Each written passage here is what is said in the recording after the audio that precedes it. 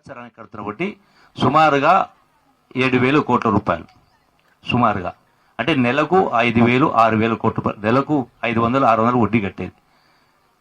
మరి గత ప్రభుత్వం ఏం చేయలేదంటే గతంలో మనం చూస్తున్న నాగార్జున సాగర్ అయినా, శ్రీశైలం అయినా, గ్రామాలకు రోడ్లు అయినా, స్కూళ్ళు అయినా, కరెంట్ అయినా ఇవన్నీ కూడా చేసినటువంటిది ఆనాటి కాంగ్రెస్ ప్రభుత్వం ఎక్కువగా చేయడం జరిగింది.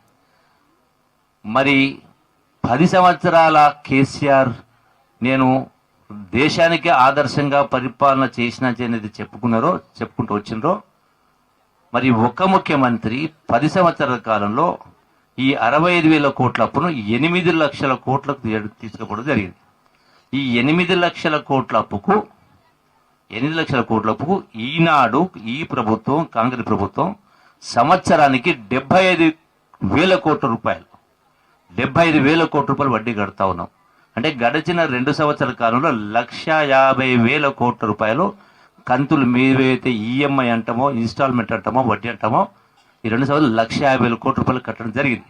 అంటే ఇంత ఇబ్బందులు, ఆర్థిక పరిస్థితి ఉన్నా కూడా, రాష్ట్రాన్ని అప్పుల కుప్పగా చేసినా కూడా ఈ ప్రభుత్వం, ఇందిరమ్మ ప్రభుత్వం, కాంగ్రెస్ ప్రభుత్వం గడిచిన 2 సంవత్సరాల కాలంలో చెప్పిన ప్రతి మాట కూడా నిలబెట్టుకునే ప్రయత్నం చేస్తా ఉన్నాం.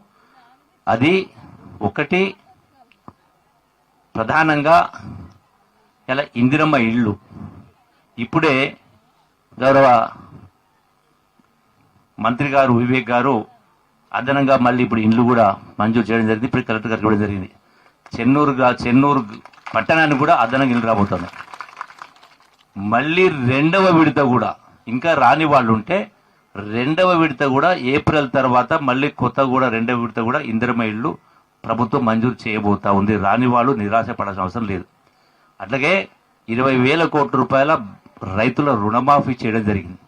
ఇలా అందరికీ సన్న బియ్యం ఇచ్చే ఏర్పాటు చేస్తాము. ఒకనాడు అది దొడ్డు బియ్యం ఇస్తూ ఉంటే బయట 8 రూపాయలకు 9 రూపాయలకు అమ్ముకొని మళ్ళీ 30-40 రూపాయలకు బయట కొనేవాళ్ళు. ఈనాడు ఆ విధంగా అమ్ముకోవాల్సిన అవసరం లేకుండా సన్న బియ్యం ఇస్తా ఉన్నాం. అట్లాగే రేషన్ కార్డ్స్ కూడా ఇవ్వడం జరిగింది. ఆర్టీసీలో బస్సులకు మహిళలకు ఫ్రీగా ఇస్తా ఉన్నాం. అట్లాగే 200 యూనిట్ల కరెంటు కాలిస్తే కరెంటు బిల్లు కట్టాల్సిన అవసరం లేకుండా, అట్లాగే గ్యాస్ సిలిండర్కి 500 రూపాయలు సబ్సిడీ కావచ్చు. ఇట్లా ఒక్కటి కాదు ఎన్నో రకాల కార్యక్రమాలు ఈ 2 సంవత్సరాలను చేపట్టడం జరిగింది. అయితే ఇలా ప్రతిపక్ష నాయకులు, అది కేసీఆర్ అయినా, కేటీఆర్ అయినా, హరీష్ అయినా ఏం మాట్లాడుతూ ఉన్నారు? ఏమైందా మీరు తులం బంగారం ఇస్తామంటారు, ఎక్కడ పోయిందని అంటా ఉన్నారు. ఏమైందా మీరు 2,500 రూపాయలు పెన్షన్ ఎక్కడ పోయింది, ఇస్తామని ఎక్కడ పోయింది అంటా ఉన్నారు. నేను ఒకటే ప్రశ్నిస్తా ఉన్నా, తులం బంగారం ఇవ్వడానికి మొత్తం కళ్యాణ లక్ష్మి షాదీ ముబారకు ఖర్చు అవుతున్నటువంటిది కేవలం సంవత్సరానికి 4,000 కోట్లు. అంటే తులం బంగారం ఇవ్వాలంటే ఇంకో 5,000 కోట్లు ఖర్చు అవుతుంది. అట్లాగే అది పెన్షన్ 4,000 రూపాయలు అంటారు, అది కూడా 5-10,000 కోట్లు కావచ్చు. మొత్తం కలిపి తిప్పి కొడితే కూడా కేవలం 20,000 కోట్లు కాదు. కానీ మేము చేసిన అప్పుకు 70,000 కోట్లు వడ్డీ కడతా ఉన్నాం సంవత్సరానికి. అయినా కూడా ఇంత భారం మంచి ఇవన్నీ చేస్తా ఉన్నాం. ఇప్పుడే ఈ రోజున మరి పట్టణానికి సంబంధించి సుమారుగా 50 కోట్ల రూపాయల నిధులు మళ్ళీ రోడ్లు కావచ్చు, డ్రైనేజీలు కావచ్చు, ఇవన్నీ కూడా పెద్ద ఎత్తున ప్రతి వార్డులో కూడా పనులు జరుగుతూ ఉన్నాయి. అవి శాంక్షన్ అయినాయి, టెండర్ అయిపోయింది, పనులు కూడా మొదలుపెట్టిన, కొబ్బరికాయలు కొట్టిన పనులు నడుస్తూ ఉన్నాయి.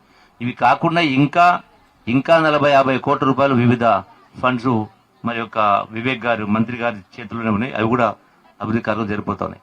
నేను ఒకటే మనవి చేస్తాను, ఎందుకంటే అందరు చెప్పింది వినాలి. ఎవరు చెప్పిన దానిలో ఎంత వాస్తవం ఉంది, నిజాయితీని లెక్క చూడాలి. అందుకే మీరందరూ కూడా ఎప్పుడు ఎన్నిక వచ్చినా మనం చూసినాం ఇందిరాగాంధీ అంటే ఇప్పుడు కూడా అనుకుంటా ఉన్నాం ఇందిరమ్మ ఇళ్ళు. మరి ఆ గతంలో 10 సంవత్సరాల కింద కేసీఆర్ ధనిక రాష్ట్రం ఇచ్చినా కూడా 8 లక్షల కోట్లు అప్పు చేసినా కూడా 10 ఏళ్ల కింద చెప్పిన డబుల్ బెడ్రూమ్ ఇల్లు రాలే. వచ్చినాయా? ఇప్పుడు చెన్నూరులో డబుల్ బెడ్రూమ్ వచ్చిన ఇల్లు వచ్చిన వాళ్ళు ఒకసారి చేయొద్దని చూద్దాం, ఒకరికి రాలే. మరి ఇప్పుడు ఇందిరమ్మ ఇళ్ళు, గతంలో ఇందిరమ్మ ఇళ్ళు ఇచ్చిన వాళ్ళు చేయొద్దండి ఒకసారి. గతంలో ఇందిరమ్మ ఇళ్ళు వచ్చిన వాళ్ళు ఇచ్చేది కదా గతంలో. సరే ఇప్పుడు కూడా ఒక్కొక్కటి 5 లక్షల రూపాయలతోటి ఇందిరమ్మ ఇళ్ళు ఇస్తా ఉన్నాం. మళ్ళీ 2వ వాటితో కూడా ఇచ్చేయడం చేస్తాం. రాని వాళ్ళు నిరాశపడాల్సిన అవసరం లేదు. కాబట్టి ఇటువంటి ఎన్నో ఇంకా అభివృద్ధి కార్యక్రమం చేసుకుపోయేది ఉంది.